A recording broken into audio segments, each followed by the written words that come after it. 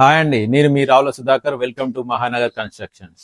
ఈ రోజు నేను కట్టే ఇంటి దగ్గర ఉన్నాము. ఇది ఎక్కడంటే బోడుప్పల్, హైదరాబాద్.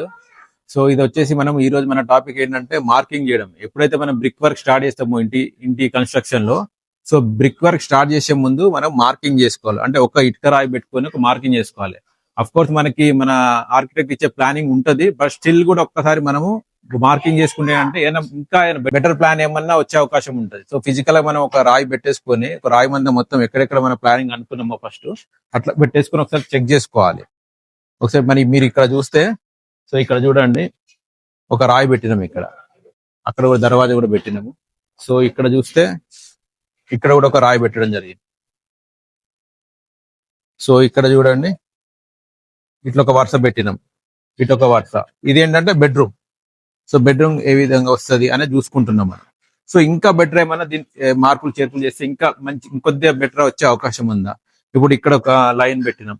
సో దీన్ని తీసేస్తే ఇక్కడ నుండి అక్కడ వరకు పెద్దగా అవుతుంది. ఆ విధంగా ఏమైనా పాసిబిలిటీ ఉందా? సో ఇది వచ్చేసి బాల్కనీ ఇంకేమన్నా ఇప్పుడు చూస్తే మనకి 3 feet ఉంది. సో ఇంకేమైనా ఎక్స్టెన్షన్ చేసుకునే అవకాశం ఉందా? ఈ విధంగా చూసుకుంటే ఇది వచ్చేసి కిచెన్, ఇది వచ్చేసి పూజా రూమ్. సో ఇక్కడ ఏమైనా పాసిబిలిటీ ఉందా ఇంకేమైనా పెంచుకోవడానికి? సో ఈ విధంగా మనము చెక్ చేసుకుంటామండి.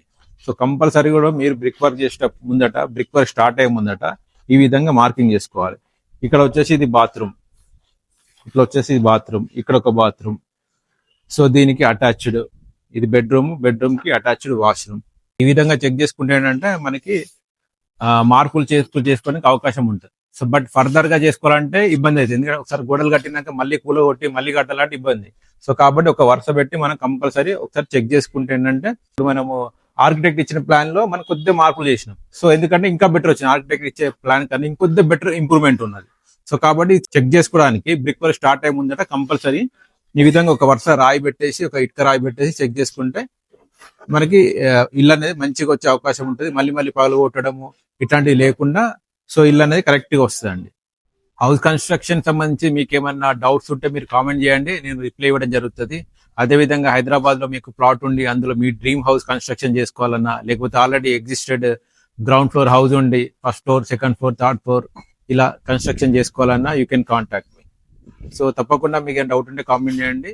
ఫర్దర్ గా మేము చేసే వీడియోస్ మీకు ఉపయోగపడుతుంది, ఇంపార్టెంట్ అనుకుంటే దయచేసి లైక్ చేయండి, షేర్ చేయండి, సబ్స్క్రైబ్ చేయండి. ఇంకా ఇటువంటి ఇన్ఫర్మేషన్ మీకు కావాలంటే రెగ్యులర్ గా నా ఛానల్ ఫాలో కండి. సో తప్పకుండా ఇంకేమైనా డౌట్స్ ఉంటే కామెంట్ చేయండి. సో మీకు నేను రిప్లై ఇవ్వడం జరుగుతుంది. అదేవిధంగా హైదరాబాద్ లో మీకు ప్లాట్ ఉండి అందులో మీ డ్రీమ్ హౌస్ కన్స్ట్రక్షన్ చేసుకోవాలన్నా, లేకపోతే already existing ground floor house ఉండి first floor, second floor, third floor, fourth floor construction చేసుకోవాలన్నా you can contact me. Thank you అండి, థ్యాంక్ యూ వెరీ మచ్.